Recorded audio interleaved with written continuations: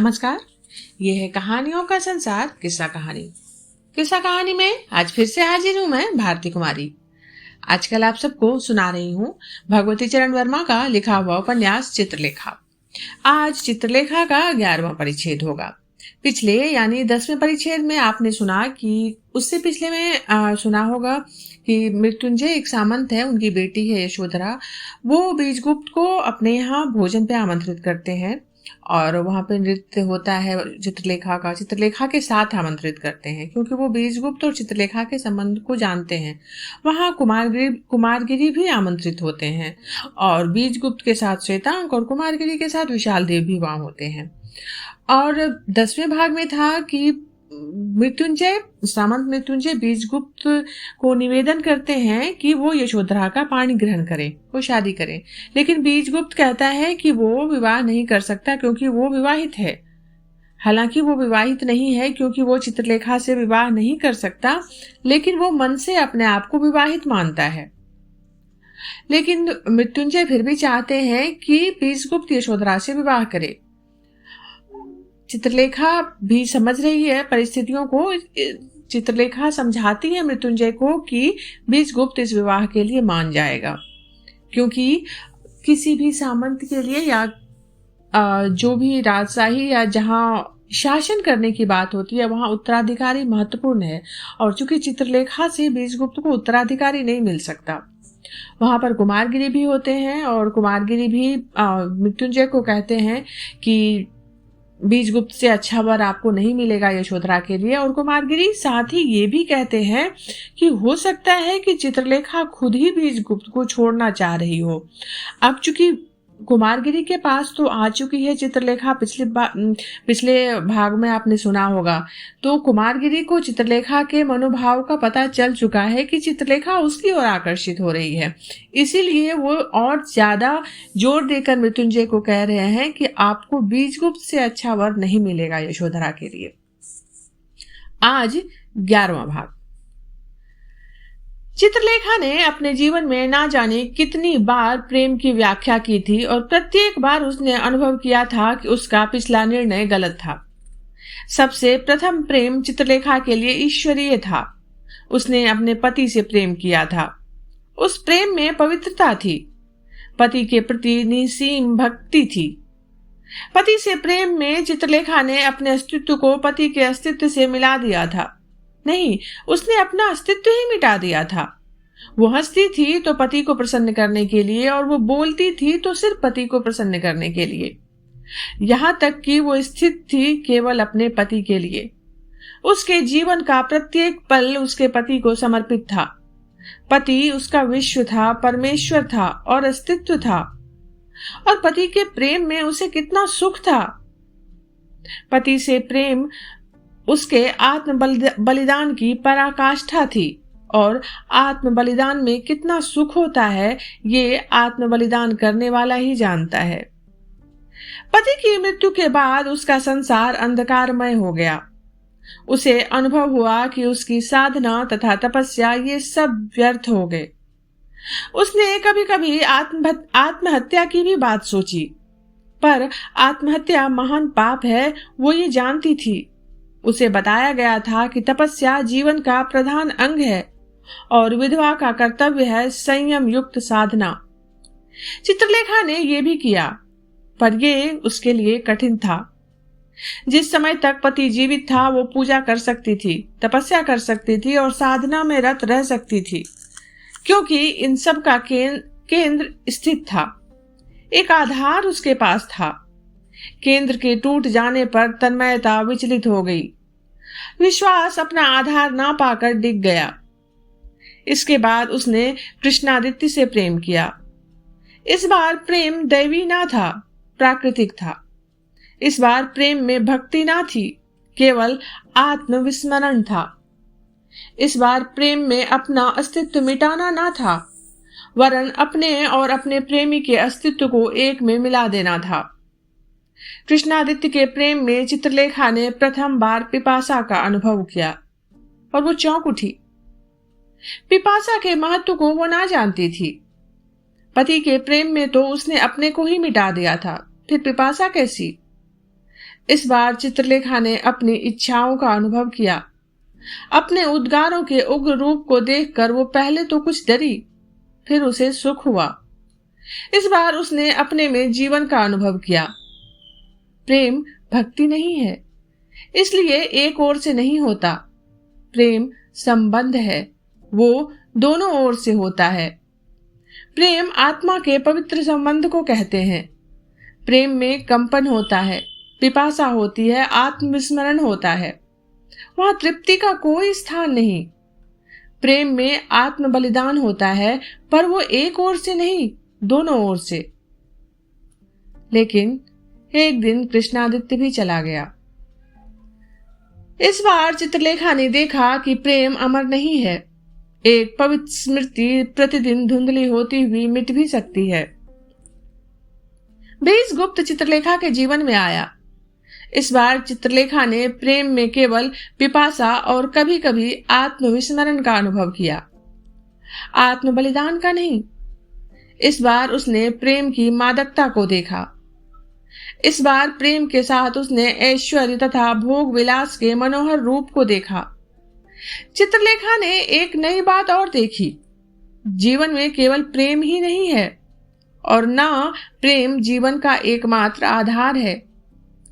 प्रेम के साथ अन्य उद्गार भी होते हैं। उसने ये देखा कि स्वयं प्रेम केवल कुछ दिनों तक के सुख का आधार हो सकता है।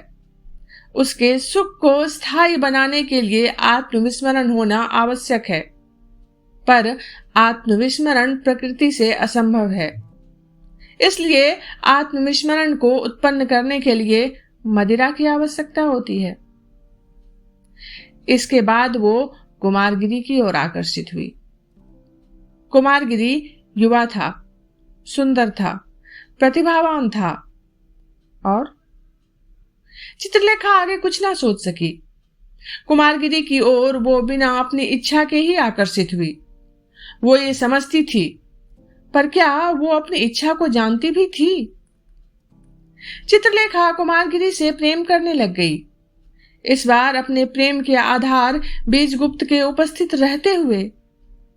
इसीलिए चित्रलेखा को कुमारगिरी के पास जाने का साहस न हुआ था, पर मृत्युंजय के भवन के उत्सव की बात ने उसे साहस दिया।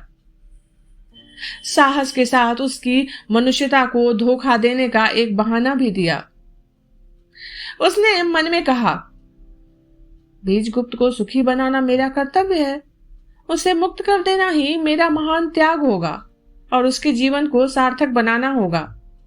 मुझे बीजगुप्त को छोड़ देना ही पड़ेगा, सदा के लिए छोड़ देना पड़ेगा। उस रात चित्रलेखा सो ना सकी। वो इन्हीं बातों का विचार करती रही।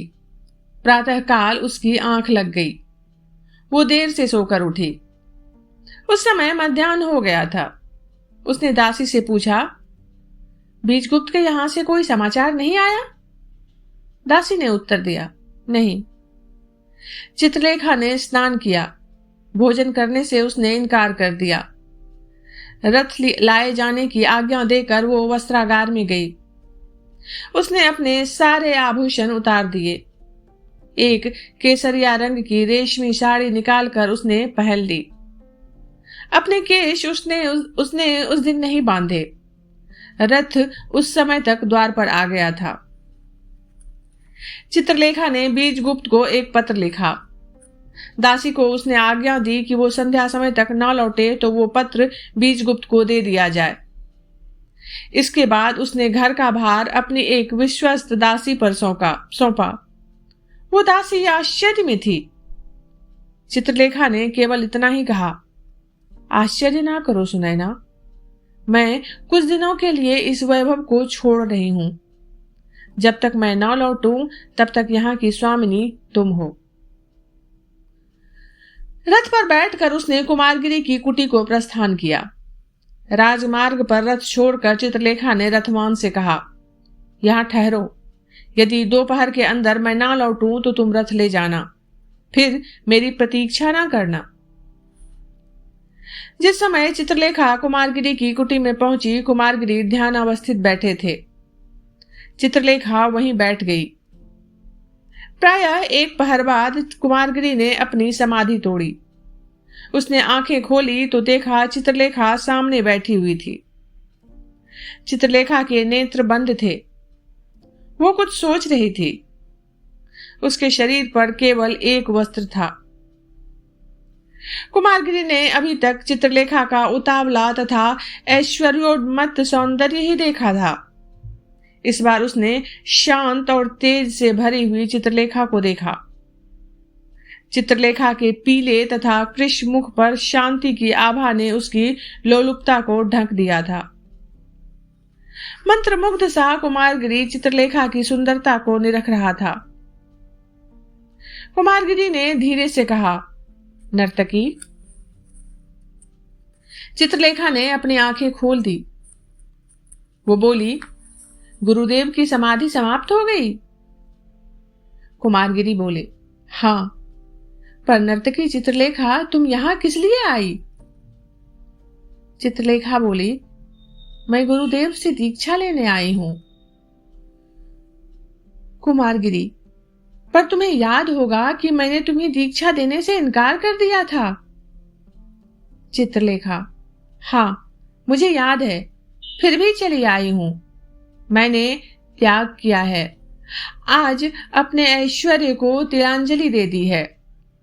मैं अपना सर्वस्व त्याग चुकी हूं। केवल ममत्व शेष रह गया है। इस ममत्व को मैं आपके सामने ले आई हूं। उनको मुझसे छुड़वाना आपका कर्तव्य है और धर्म है। कुमारगिरी बोले, नहीं नर्तकी, नहीं। चित्रलेखा की हिरनी सी बड़ी बड़ी आंखों के आगे वो कांप उठे। वो चिल्लाकर बोले, नहीं नर्तकी, यह असंभव है। मैं तुम्हें दीक्षा नहीं दे सकता। उस समय कुमारगिरी अपने को भूल गए। वो बोलते रहे, तुम्हें दीक्षा देने का अर्थ होता है गिरना, नीचे गिरना। कहां? नीचे ही नीचे, जहां अंत ही नहीं है। मैं तुम्हें जानता हूं और मैं अपने आप को भी जानता हूं। तुम्हें ऊपर उठाना कठिन है, स्वयं को नीचे गिराना सरल है। कुमारगिरी उठ खड़े हुए। वे उठकर विक्षिप्त की भांति कुटी में टहलने लगे। चित्रलेखा मूर्ति की भांति मौन बैठी रही। कुमारगिरी ने रुककर फिर कहा, नर्तकी, सच कहना। मैं तुमसे झूठ नहीं बोलता हूं। कहता हूं कि सच कहना। तुम यहां क्यों आई हो? क्या वास्तव में तुम ज्ञान प्राप्त करना चाहती हो? क्या वास्तव में तुम भोग विलास को तिलांजलि देने आई हो? क्या यह संभव है? बोलो, मौन क्यों हो? कुमारगिरी हंस पड़े। तुम सच नहीं बोलना चाहती, तुम झूठ भी नहीं बोल सकती। तुम्हारा मौन नहीं का द्योतक है। चित्रलेखा की निद्रा भंग हुई। उसने कुमारगिरी की ओर देखा। उसके नेत्र कुमारगिरी की नेत्रों से मिल गए। उसने शांत भाव से उत्तर दिया, योगी, अपनी विजय और पराजय की अवहेलना करके एक बार तुम मुझसे सच बोले थे। मैं भी तुमसे सच ही कहूंगी। मैं तुमसे प्रेम करने आई हूं। कुमारगिरी बोले, तो मेरा अनुमान फिर मिथ्या ना था। धन्यवाद, तुम मुझसे प्रेम करने आई हो। मुझसे, जिसने कभी किसी से प्रेम नहीं किया, जो जानता ही नहीं कि प्रेम क्या है। कितनी विचित्र बात है। पर एक बात और पूछूंगा, प्रेम किस प्रकार किया जाता है? मैंने अभी तक ये समझा था कि मनुष्य में प्रेम की उत्पत्ति स्वयं ही होती है।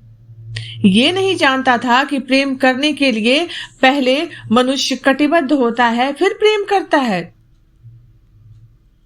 कुमारगिरी हंस रहे थे, पर उनका वो हास कितना शुष्क था, कितना व्यंग्यात्मक था, ये सुनकर चित्रलेखा चौंक पड़ी। फिर वो बोली, योगी, मेरे शब्द ठीक ना थे। मैं अपने भावों को ठीक शब्दों में व्यक्त ना कर सकी। मैं तुमसे प्रेम करती हूं। तुम जानते हो, तुम बहुत दिनों से जानते हो।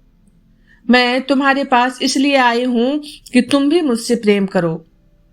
लो, अब तो मैंने सब कुछ कह दिया। कुमारगिरी बोला, तुम मुझसे प्रेम करती हो, इतना यथेष्ट है। मैंने कभी तुम्हें इसमें नहीं रोका, ना इसमें मैं तुम्हें रोक ही सकता था। प्रेम के बदले में प्रेम की आशा करना ठीक हो सकता है, पर उस आशा को सफलीभूत बनाने की चेष्टा करना अनाधिकार चेष्टा है। ये सुनकर चित्रलेखा का मुख पीला पड़ गया, पर एक क्षण में ही वो संभल गई। उसने गंभीर, बहुत गंभीर होकर कहा, ठीक कहते हो योगी, इस बार भी मैंने गलत कहा था। मैं यहां आई हूं प्रेम की अतृप्त प्यास को तृप्त करने। मैं यहां आई हूं जिससे मैं प्रेम करती हूं, उसके चरणों की धूल को नित्य प्रति अपने मस्तक पर चढ़ाने के लिए। मैं यहां आई हूं तुम में अपने को डुबा देने के लिए। सेवा और भक्ति, स्वयं का विस्मरण और अतृप्त प्यास, ये प्रेम के द्योतक हैं।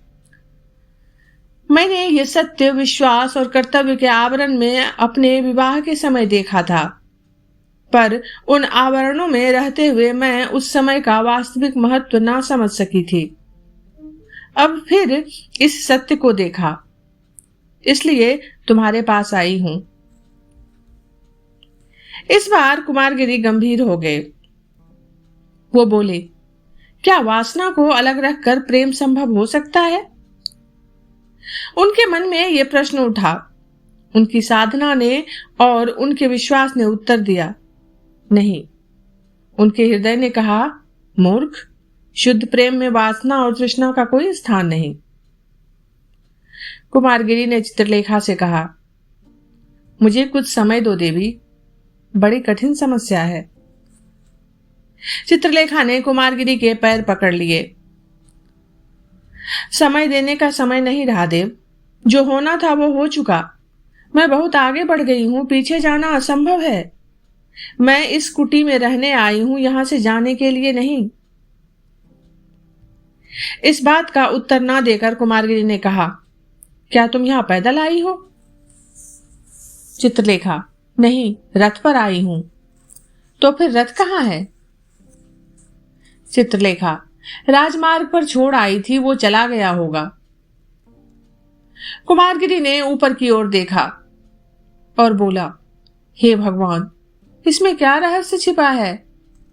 तुम्हारी इच्छा क्या है? जो तुम्हारी इच्छा है वो होगी। फिर उसने अपने चरणों में पड़ी हुई चित्रलेखा को उठाया और बोले, अच्छा देवी, तो फिर तुम्हें दीक्षा दूंगा।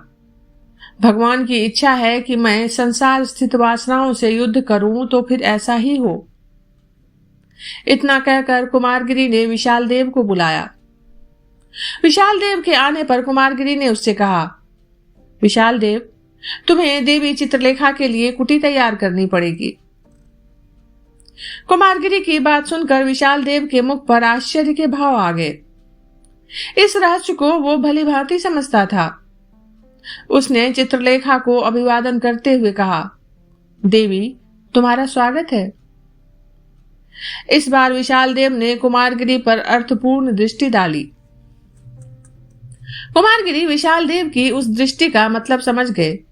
बोले, तुम्हें आश्चर्य हो रहा है वत्स? तुम मेरी निर्बलता को एक बार देख चुके हो, इसीलिए तुम्हें आश्चर्य होना स्वाभाविक ही है। पर ये याद रखो, मनुष्य का कर्तव्य है कमजोरियों पर विजय पाना। आज भगवान ने मुझ पर एक सत्य प्रकट किया है। जीवन की उत्कृष्टता वासना से युद्ध करने में है, और मैं ये करने जा रहा हूं।